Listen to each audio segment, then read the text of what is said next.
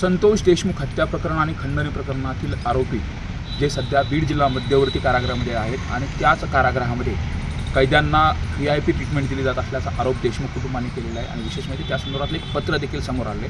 माझ्यासोबत देशमुख कुटुंबाचे प्रतिनिधी आहेत। नेमकं हे पत्र समोर आलेलं आहे त्यामध्ये अत्यंत धक्कादायक वेगवेगळे खुलासे आहेत। हे कशा पद्धतीने आले आणि नेमकं ह्यात काय काय धक्कादायक खुलासे आहेत? जे काही खुनातले जे आरोपी आहेत जेलमध्ये त्या आरोपींना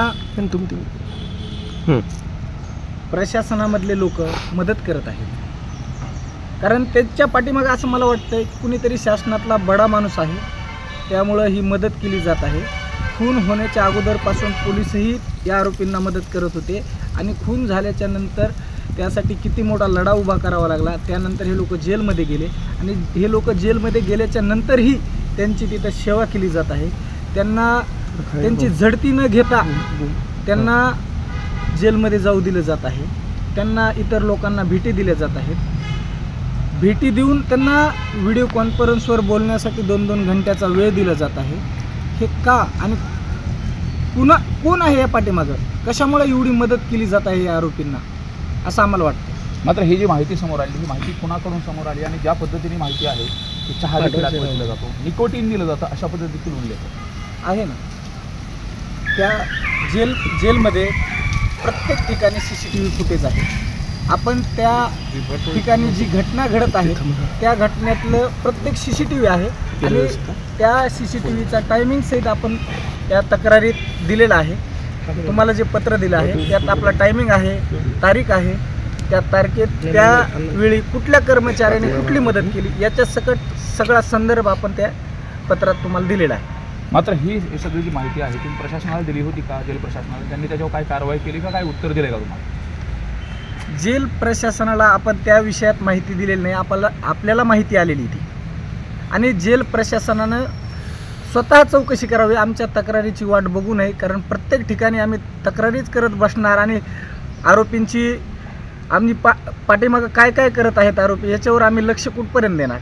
तसं तर आम्ही CCTV ज्या ठिकाणी कोठडीतही आरोपी ठेवले होते त्या ठिकाणचं CCTV आम्ही मागणार आहेत, जेलमधलं CCTV मागणार आहेत। ते CCTV आम्हाला भेटते का नाही भेटत हे माहीत नाही, परंतु ही सगळी घटना CCTVत आलेली आहे, आम्हाला ही खात्रीशीर माहिती आहे। मात्र एकंदरीत हे सगळं प्रकार घडत असताना वाल्मिक कराडसह इतर जे काही आरोपी आहेत ते बीड जिल्हा मध्यवर्ती कारागृहामध्ये आहेत, त्या कारागृह प्रशासनावरती तुमचा आक्षेप आहे का? नेमके तिथले जे काही कर्मचारी आहेत त्यांच्यावरती? हे कर्मचारी जे आहेत काम करणारे त्या कर्मचाऱ्याला कोण करायला सांगते हे अगोदर शोधलं पाहिजे।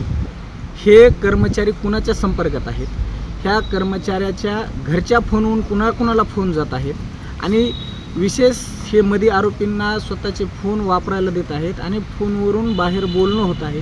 हे कुणासोबत बोलणं होत आहे किंवा हे कुणाशी बोलून गुंडांशी बोलत आहेत, पोलिसांशी बोलत आहेत, नेमकं कुणाशी बोलत आहेत किंवा ह्या केसमधल्या जे काही साक्षीदार आहेत किंवा कुणी संबंधित लोक आहेत यांच्या विरोधात काही षडयंत्र रचलं जात आहे, नेमकं काय केलं जात आहे हे अद्याप आम्हाला समजलं नाही आहे। मात्र एकंदरीत एवढं सगळं होत असताना DIGनं तिथे येऊन जेल प्रशासनाचे जे वरिष्ठ अधिकारी आहेत त्यांनी देखील चौकशी केली होती।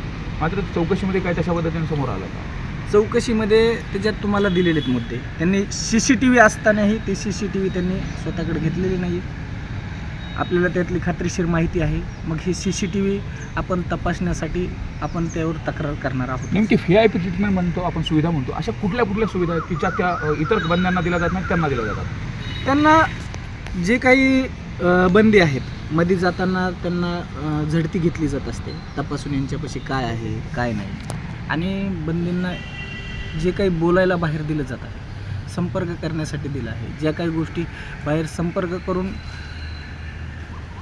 काही नुकसान केलं जाऊ शकतं या केसमध्ये किंवा साक्षीदार असतील, इतर जे कोणी त्या संबंधित केसचे असतील लोक, त्यांना त्रास दिला जाऊ शकतो, त्यांना फोडायचा प्रयत्न केला जाऊ शकतो, त्यांना धमकावण्याचा प्रयत्न केला जाऊ शकतो असं आम्हाला संशय आहे। मात्र एकंदरीत आता या संदर्भात काय मागणी असेल? मुख्यमंत्री असेल, त्याचबरोबर गृहमंत्री यांना कशा पद्धतीने मागणी असेल आणि हे जे आहे हे चाललेलं आहे हे पाहिल्यानंतर देशमुख कुटुंबाचे काय नेमका संताप कशा पद्धतीने? आमची एकच शासनाला विनंती असेल की हे कोण करून घेते ह्या लोकांकडून, हे अगोदर शोधलं पाहिजे आणि करून घेणारी कुणीतरी मोठी ताकद आहे म्हणून प्रशासनातले लोक हे काम करत आहेत. कारण शासनातलाच कुठला तरी एखादा मोठा माणूस असल्याशिवाय हे प्रशासनातले लोक इतकं टचून काम करत नाहीत किंवा लक्ष देऊन काम करत नाहीत.